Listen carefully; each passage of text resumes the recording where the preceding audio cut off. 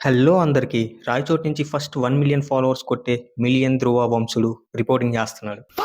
ఒకవేళ రాయచోటి నుంచి first 1,000,000 కొట్టలేకపోతే స్పాటిఫైలో victim card play చేస్తాను. నేను ప్రజల హృదయాలను గెలుచుకున్నానని చెప్పి.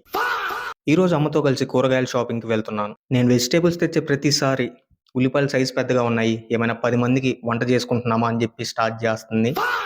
టమోటాలు మెత్తగున్నాయని, ఆలు చెడిపోయిందని, బీట్రూట్ మాడిపోయిందని, ఆకుకూరలు వాడిపోయాయని చెప్పి ప్రతిసారి మింగించుకుంటాను.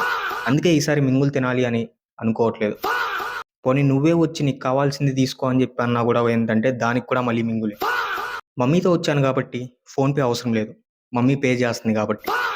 ఈ 10 రూపాయలు ఇస్తే 50 రూపాయలు ఇస్తా అనే కాన్సెప్ట్ ఎందుకు కనిపెట్టారో నాకు తెలియదు. నన్ను లెక్కలేయమంటే మాత్రం నేనైతే ఫోన్లో క్యాల్కులేటర్ ఓపెన్ చేస్తాను. ఇది కానీ మా మమ్మీ చూసిందనుకో, నీకు తెలియదురా ఏలుముద్ర నా కొడక, ఇంజనీరింగ్ చదివించినా కూడా లెక్కలు చేయలేకపోతున్నావు అని చెప్పి మళ్ళీ మింగుతుంది. మిర్చి కేజీ 300 అంట. రేట్ ఎందుకు పెరిగిందని చెప్పి షాప్ కీపర్ని అడిగితే గుంటూరు నుంచి రమణగాడు పండించి స్పెషల్గా మనకి సరుకు పంపిస్తాడని చెప్పి అన్నాడు. బ్రో జిమ్ చేస్తాడనుకుంటా, అందుకే ట్రే ఎగ్స్ 4 రోజులు కూడా రావేమో. ఇప్పుడు ఇవి కానీ మొయ్యకపోతే ఇంట్లో రేషన్ కార్డులో నుంచి నా పేరు తీసేస్తారేమో.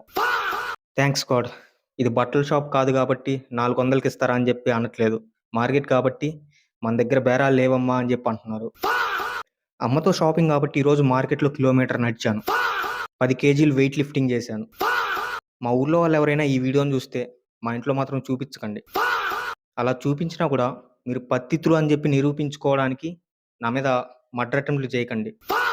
ఎందుకంటే ఇది కానీ ఇంట్లో వాళ్ళు చూస్తే 2 రోజులు కూడు కాకుండా మింగులు తినాల్సి వచ్చింది. టాటా సియారా విష్ణు చమర్తి. మళ్ళీ నెక్స్ట్ వీడియోలో మాట్లాడదాం. Signing off.